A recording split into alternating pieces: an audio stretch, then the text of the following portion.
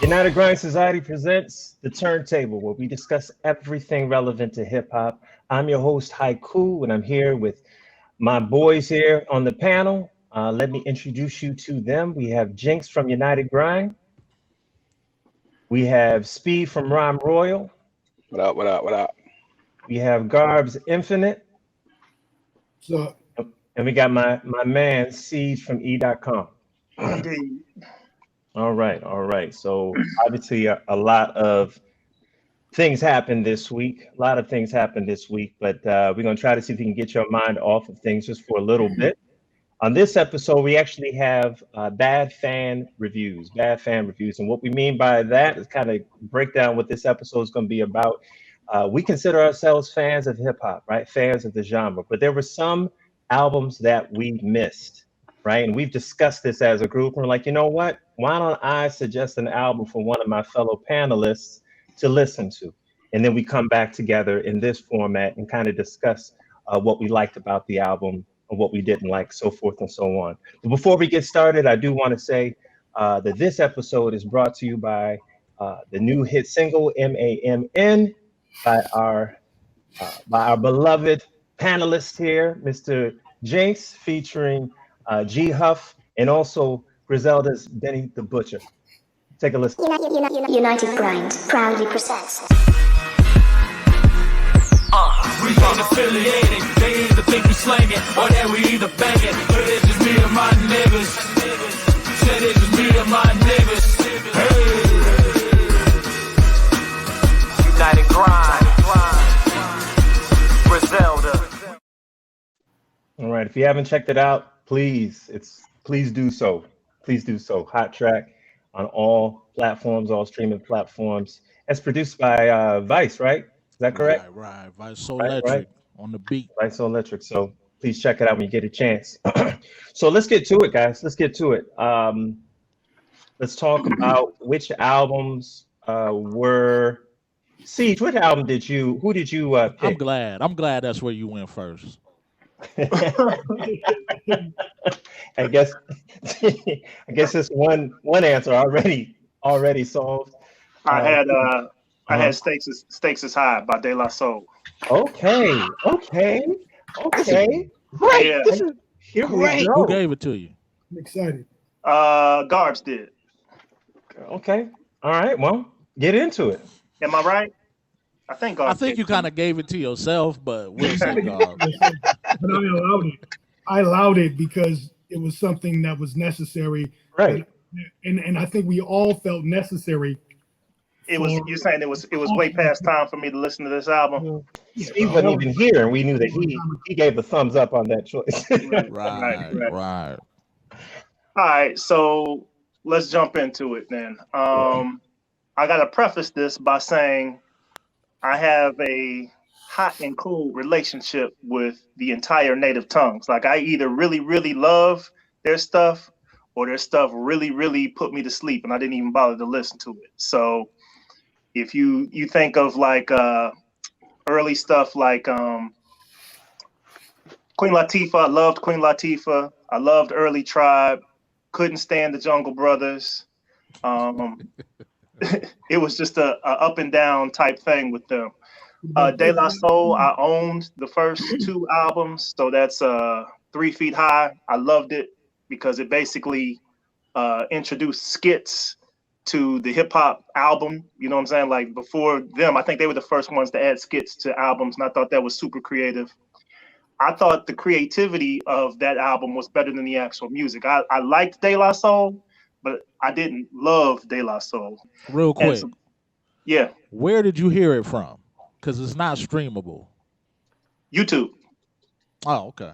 Yeah, you could. I found a copy on YouTube, and I thought you was gonna mention the fact that your wife has it in the house and you still haven't listened to it in 20 years. That's why I brought it. that was gonna be my second modus operandi if I couldn't find it. If I couldn't have found it on YouTube, I would have had to go to her stash and pull out the CD, because she loved De La. In fact, it's crazy. When I met her and we were dating, I remember seeing her room, and she had the Daisy Age like painted up on her wall after De La, and I was like, wow, you really like De La. But anyway, so I didn't force you to listen to it at that moment. I had heard De La. That's the thing. Like, I knew who De La was. I just wasn't listening to that album. So what's even crazier is, can we please have you get to the album? Did you like it? I mean, good God, it's already been 20 years. No, I'm saying. Thank you. Just say it. Spit it out. All right, listen. So, like I said, I won't go track by track because everybody knows. What did surprise me was JD Dilla only did one track on the album. Yeah, and I'm surprised. I thought he did more production than he actually did. There were some songs that really stood out for me that I did like, that are probably not everyone else's favorites because of time periods. This just hit me different now.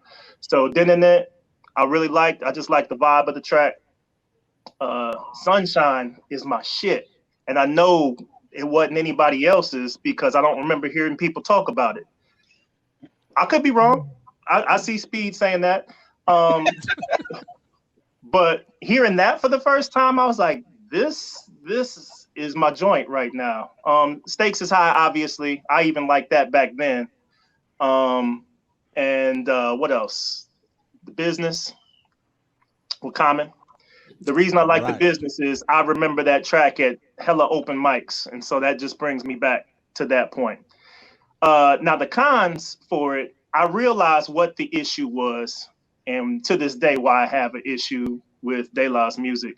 They are very abstract in their lyrics. They're very, they're not direct and to the point. And I've always had an issue with abstract art.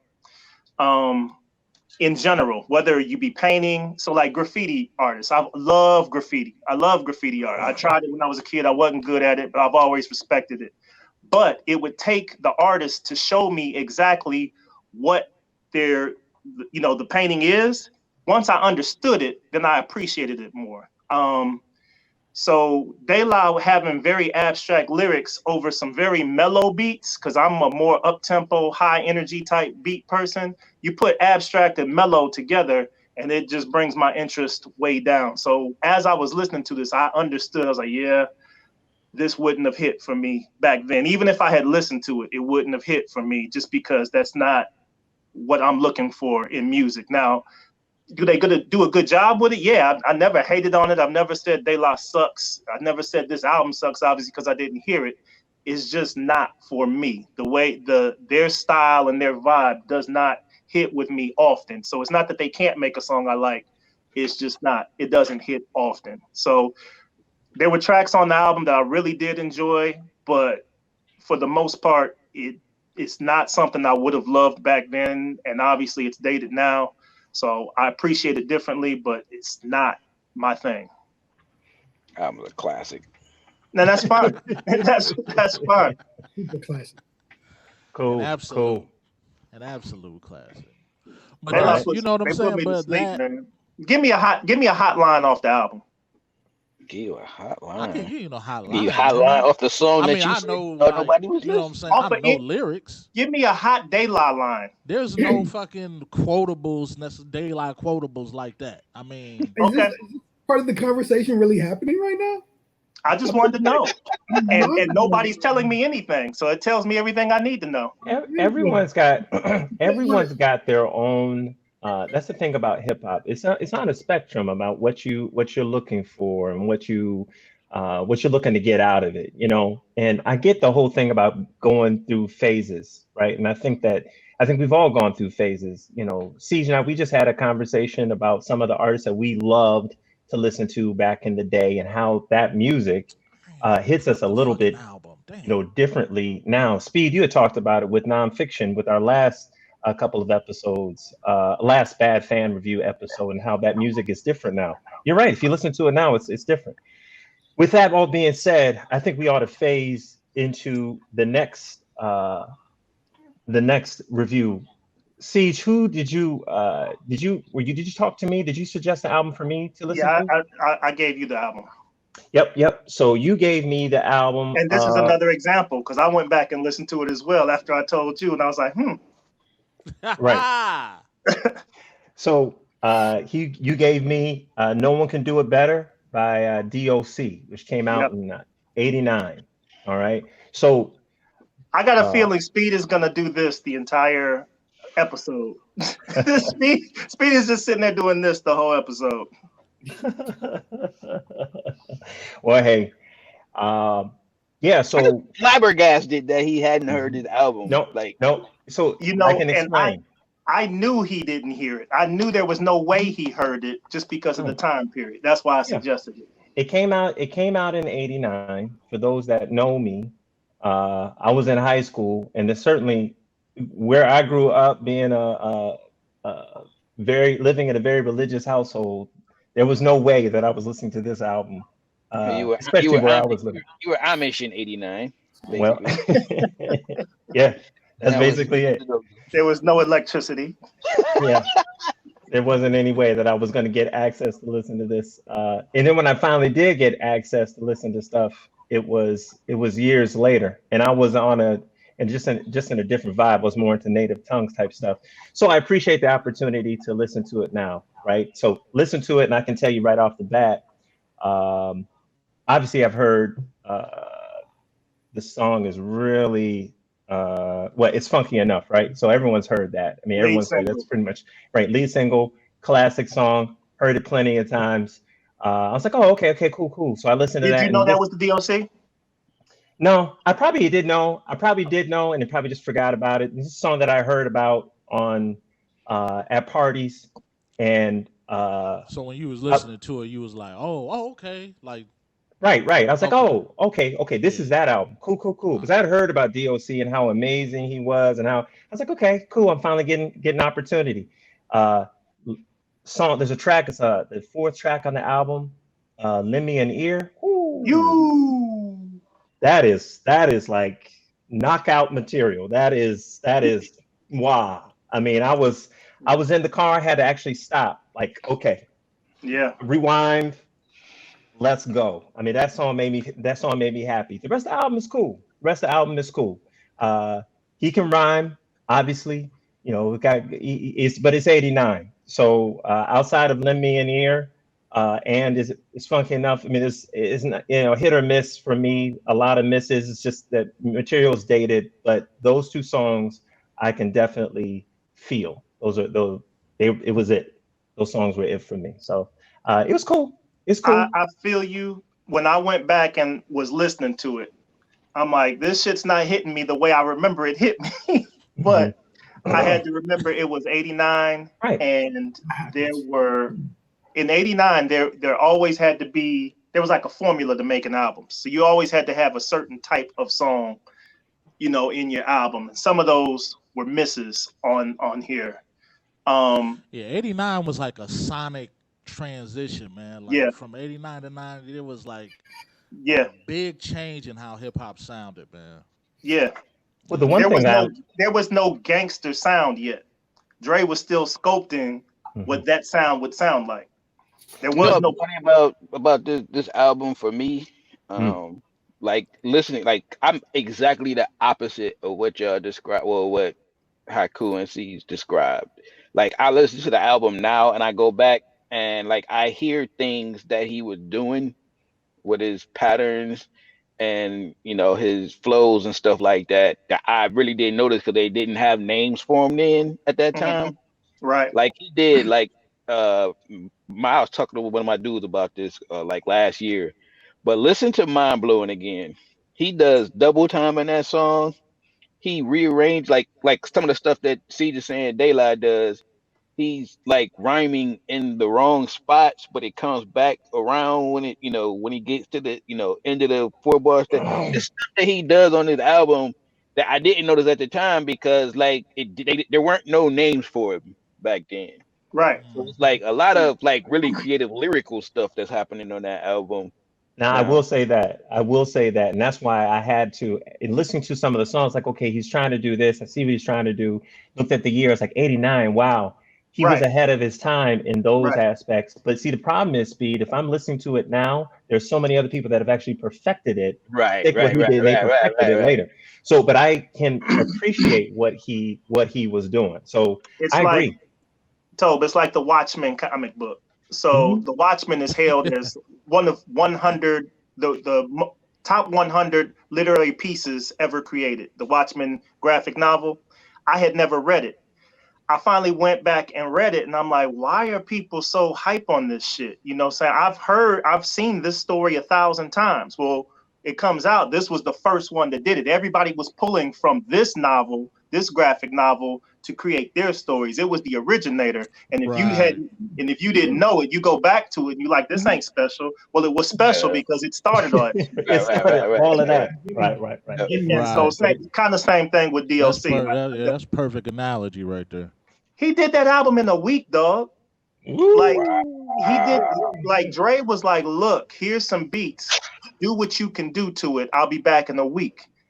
And he wrote his ass off and basically wrote the album in a week. And Dre was like, for real? Flew him out and was like, if you can write that fast. And he started ghostwriting for NWA, ghostwriting for Sans Cube. yeah, exactly. So he fit Cube's role. He started writing for everybody in on Ruthless, and then later on Aftermath, he was doing a lot of writing. Yeah. Well, that's what you get. That's what you get. Garbs, who did you have? What album did you listen to? I had Rick Ross, Teflon Don. Oh, okay. All right, all right. Let's get into it. Let's get into it. That was assigned by Jinx. Absolutely. You know, of course, I Oh, was. he ain't forget to put his album up. He put that up quick. It was me. It was his choice. So Nigga, I'm aware now, nigga. It was the first album that he downloaded because the first album that he downloaded. So anyways, you know, of course, I've been aware of Rick Ross. You know, haven't really been a huge fan based off of some of the singles that I heard, but there's other records that I've heard over the years that I was like, oh man, that production is dope. You know, I may not have necessarily liked his uh, lyrical ability, you know, on certain records, but I think that he's like a spectacular beat picker, honestly. I just never heard this project right here. There's a few people that I think in hip hop that are just like they really need to put like they could pick people's albums for them and make them so much better. You know, I think that he's one of those people. I also think that Noriega is one of those people. You know Yeah, Rick Ross. I think there was some talk of him like executive producing a Nas album or some shit. I was like, that needs to happen. That needs to happen because like Yeah. some of the beats on this project that like I'm just like listening to, I'm like, ooh, man, like giving a nasty face, like, geez, man, this is insane. Now there's some stuff that, you know, I wasn't really a big fan of, you know, but like the beats that were like just like super fire, like my favorites, I like Maybach Music 3, All the Money in the World, and Tears of Joy. Those are kind of the three standouts that I would say. My favorite being like Maybach Music 3. I think that beat is so ridiculous that I'm like I can't believe that I never heard that record before. Honestly, like I'm just salty about it. But actually listening to the album, you know, one thing I say is that, you know, I do think that he's got some spit, you know what I'm saying? And He does. You know, and I think that, and actually, you know, when I determined that myself from my perspective was when he did the record with Ghostface and Raekwon some years back. I can't remember what album that was on. I think it was like the conjoined album that Ghost and Ray did. But he had a feature on that. That's every album, ain't it? Well, I'm saying it was like that. That was it. That was, you know. I heard that record, like I seen, of course, you know, I seen a whole bunch of backpackers complaining about it, and I was just like, I don't take their opinion. You know what I'm saying? most cases because like motherfuckers be listening to a bunch of offbeat fucking people. You know what I'm saying? They keep What number album was this for Rick Ross? I think three, and I think maybe three, and outside of Port of Miami with Every Day I'm Hustling, yeah, which I don't necessarily consider to be a classic, but a lot of people do. But I think Teflon is like a true classic for Rick Ross. yeah. You know what I'm I saying? think this album was when he really got comfortable with himself. Yeah. And he found his lane, and he was like, I can do this and I can still be me. He just found his lane in that album. I agree. I think that's the perfect way to describe it. Yeah. He defined a sound for like that year. Like I forgot what year this came out. Right. And one of the reasons, what'd you say?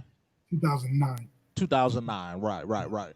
And I was gonna say 2009, 2010. It was just like a pivotal year for me, and for whatever reason, I mean, like, I'm not the hugest Rick Ross fan, but the reason that I selected this album, the reason that I pick a lot of albums, because I just know that, like, for different reasons in my life, certain albums will resonate for me, whether it was just I was listening to them heavy or something happened to me during the time where I was listening to this.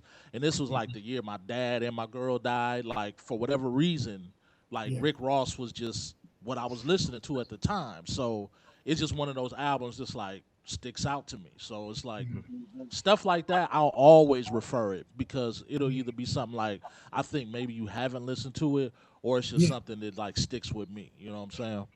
Rick Ross Rick Ross is one of them, like, them dudes that, like, I honestly can't say that I've sat through a whole, well, actually I did, that album. I sat through this album. But, like, besides that, like, I'm not even sure if the songs be his, or the songs are him featured on somebody else's song. But, like, you know how, like, you had that era where you trying to put like salt on the food and the top fall off and too much salt go onto it. And it's like I'm talking about Rick Ross with somebody, and I'm like, when dude was rapping on this song, he was spitting on this song, he killed this shit or whatever it was. And then what I got back was, Rick Ross, whenever you hear that, somebody wrote it for Rick Ross. So now every time I hear Rick Ross, I got soiled, and I feel that like I poured too much salt on the food. Now I don't know how to take his verses no more, or if that's true at all. Like, I can't believe that he ain't writing. But I mean, I personally I would take that with a grain of salt. You know what I'm saying? Not to extend the pun, goddamn it, but big pun intended. Right. But you know what I'm saying? Because I mean, Rick Ross comes from the school of hip hop. You know what I'm saying? Like he is like a child of EPMD. Like, you know what I'm saying? This cat is not new. He's not.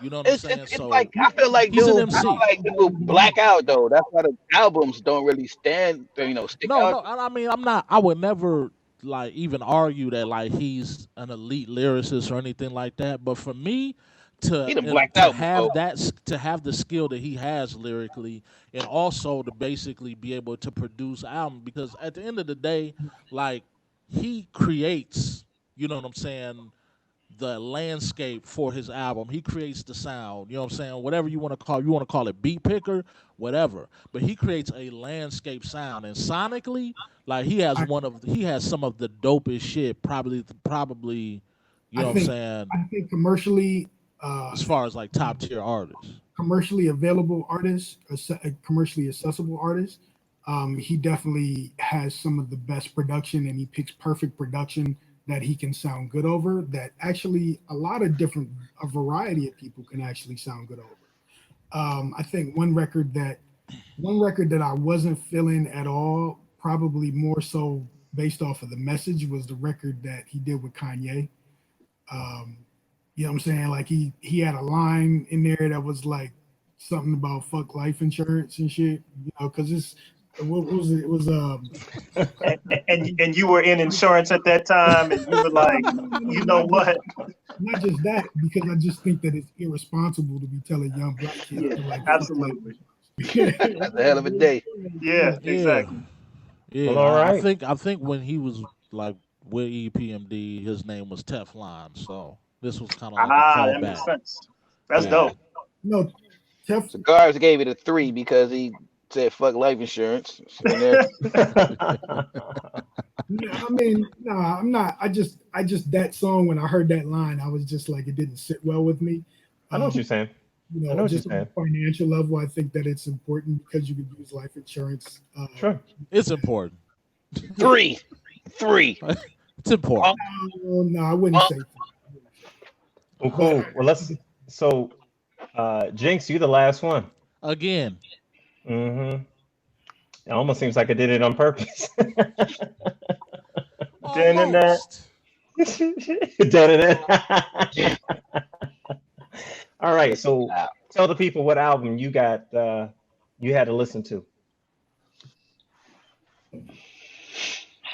Deadlivers, right? Yeah. Grayskul. Grayskul Deadlivers. Yes. Referred to me by none other than Haiku himself.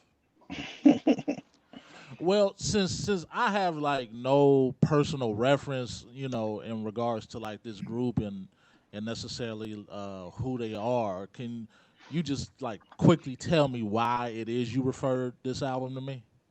Well, so you had mentioned in our last conversation, right? Just like what a couple minutes ago, there's certain albums that kind of stand out to you, and just probably attributed.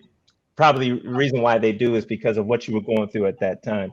I remember at this time, I had just gotten married. You know, living with my wife. We were living in Akron, and I was working really hard, and I was felt a little bit distant from hip hop. And Siege, who had just been on tour, he's saying, "Hey, dude, listen to this." He's keeping me in the loop. He's keeping me in the loop with a lot of the underground. So one album, he just comes over one day. I think one time, I think we were playing basketball, and after that, he's like, "Dude, listen to this," and he gives me the CD, and I listened to it on the way back home, and I was halfway through the first song, and I stopped, and I called him. I said, "Dude, what is this? This is incredible. This first spitters, it's amazing." He said, "You haven't even heard the second one yet." I said, "Okay." I went back and listened to more of it. It stands out, man. It stood out to me. I love the way that I love the way that they spit, and that's one of the reasons why it stood out for me. And then I'm also a big comic book head as well, right? And so this album is very different. This is like a concept album where both of these guys are actually superheroes throughout the entire album. And I thought that was hella creative. And they just talk about, whether it's fighting or just the bad parts and good parts of being a superhero. And I thought it was just really, really creative. And they can rhyme. And I thought the beats were dope. Okay. So there you have it. Okay. Yeah. I wasn't feeling this shit. I knew there was no way Jinx was gonna feel this.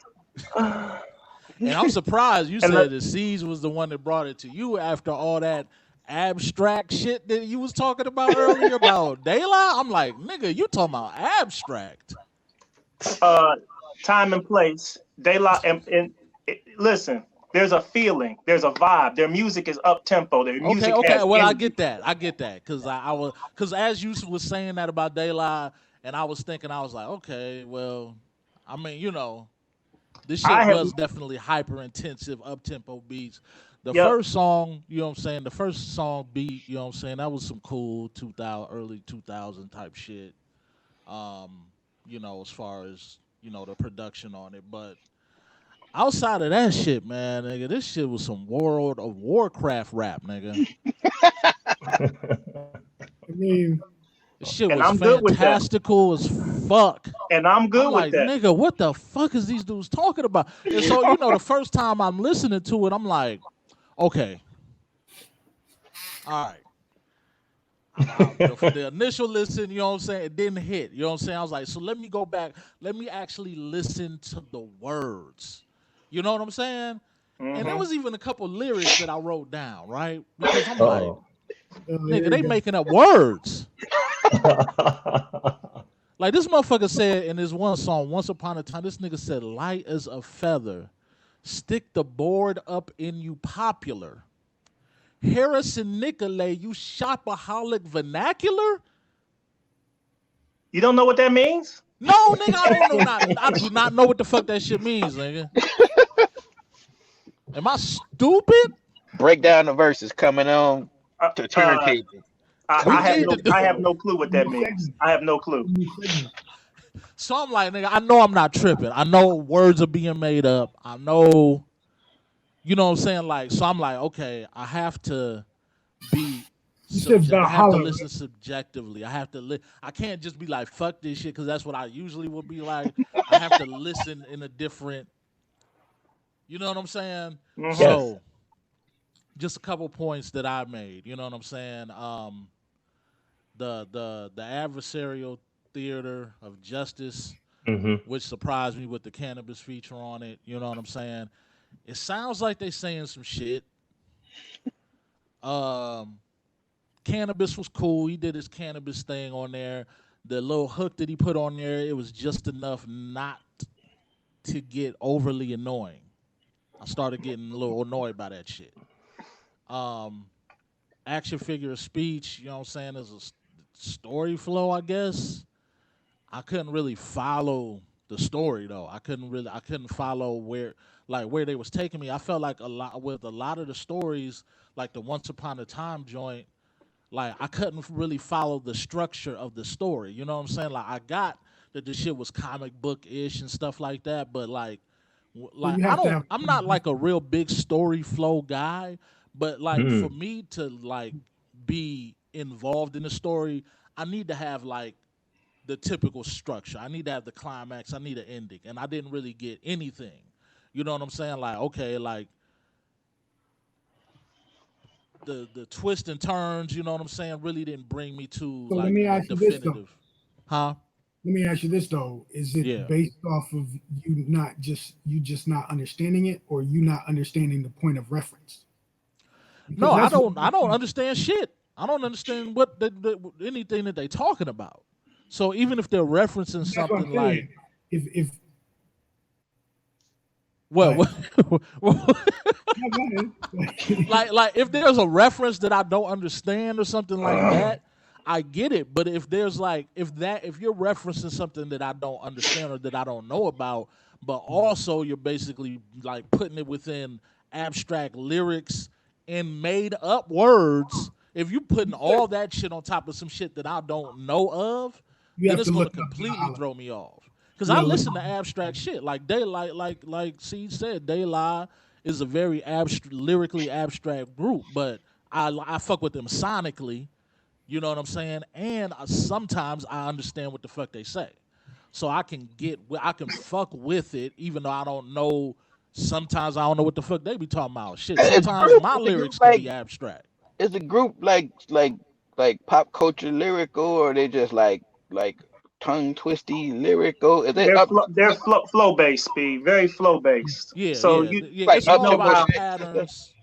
Cause I'm thinking like listening to what Jink's saying, and I'm thinking to myself like if there was a group that was like up tempo flow, lyrical miracle, and all that kind of shit, and they're using like it's just what year is this, like 2007 or some shit like that, 2000. something like that. Yeah. Yeah, Yep. early So, and they're 2000s. using quick little quips about 2007. Like, what I'm saying? Like now, 10 years from now, somebody being like, I got that George Floyd flow in your head. It's what I'm saying? Like, they'll be like, somebody listen to that shit 10 years from now, I'll be like, what the fuck?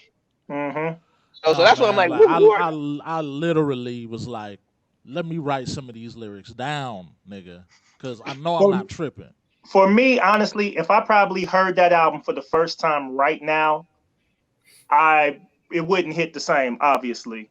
But at that time, for me, I think it was vibe music. And everybody has their own little vibe music. They had a definite vibe Yeah. and it hit a certain chord within me. So like I'm with you, Jinx. I didn't understand everything they were saying. And I didn't follow a lot of the stories even. Like I knew there was a story being told, but I couldn't recount the story to you. But for some Yeah, reason, like it didn't bother me. the Normally that one would bother me. the one he start like the one action figure of speech. Mm-hmm. He started like Little rhyming about a Bobby. kid that had a toy. Yeah. Yeah. But by the end of the song, like there was no reference to the toy or any of that shit. Like I'm like, Because what it the came fuck to happened life. to the kid and the toy? The toy The came to toy, life. the toy came to life, right? Okay, Right. yeah. See, I Because when he mean, came, remember, was when he went back home after school, he saw on the TV, he saw somebody was fighting crime that had the exact same outfit, looked exactly the same as his action figure, but it was actually on TV fighting crime. They had, so he realized that's what had happened. So yeah, I get it. I get it. I okay, get some of your parts. I get some of your arguments, and I think what C's touched on as far as like it being vibe music. There's a couple albums that are very much like that for me. Like Cannibal Ox, Cold Vein is very much so vibe music for me. That Because is, a I lot of mean, shit they speak is abstract, and very much so. normally that wouldn't hit me, but at Nope, that time period, that it album. stuck. No, It I don't want to stuck. hear about trust it. me, man. I totally get the idea of vibe music, which is, you know what I'm saying, like why my whole thing with Daylight is being like that's more towards my vibe than something Yeah. like this. Yep. But I get like this. I mean, there's parallels between the two. You know what I'm saying? If we're being Yep. honest, like not everything Daylight says necessarily makes sense. You know what I'm saying? Um, like Slum Village, that's vibe music for me. You know what I'm saying? Like Mhm. anything along that lines It's of funny how that soul works. music or Yeah. anything the street is what I'm listening to. You know what I'm saying? If it's either soul or street. Which is why I knew there was no way on God's green earth you were gonna like anything on that album. I was gonna be shocked. I was gonna be shocked just knowing who you are. I said, "There's no way. There's no way in the Like he was just world." gonna be, But he see, was but just that's gonna the try to reason. cut it. But I that's the wanted to reason. surprise y'all, but I was like, damn, I can't. There's No, nothing. You I know what already knew, though? I knew what it was. You already But knew. that is the one of the reasons why I like the theme of this episode of Turntable, because I guarantee you after the second song on his own, Jinx would not have listened to the entire album. Oh You know, No, no, no. and no. and there was a good chance. I mean, I've had Spotify for years, and I've never just put in D.O.C. to listen to the entire album. Mhm. Crazy me. You know what I'm saying? So I Yeah, that's would why I have love loved to have these. seen what his second album sounded like. Yeah, No, he had yeah. a I mean, I second. love this Nah, shit. yeah. nah, nah. You're not counting that. That second album don't count. Nah, that They don't I count. mean, Yeah, his yeah. real second album. they got you. Nah, man, but like, yeah, I definitely love this shit. I love the fact that, you know what I'm saying, we're basically forcing ourselves to delve Yeah. into artists And give an that, honest you know what I'm listen. saying? Yeah. Yeah, Cool, you know what I'm cool. saying? And with all of that, people, we're happy that you guys gave us an honest listen today. I think that wraps it up for the turntable in this episode. You make sure that you check us out live. Go back and check our the past episodes. I'm positive, I'm sure that you are going to enjoy those as much, if not, well, as much as you enjoy this one. For sure. You Yeah, know what yeah. to do though. You know what to do. When you see this, make sure you comment. Let us know if there's albums that we've all missed. We definitely want to hear from y'all. You gotta Like, like, you gotta subscribe. What's the last thing they gotta do? Comment. That's it. yeah, All right. With that, we out. Peace. Stay safe. Stay safe, y'all. Stay safe. absolutely.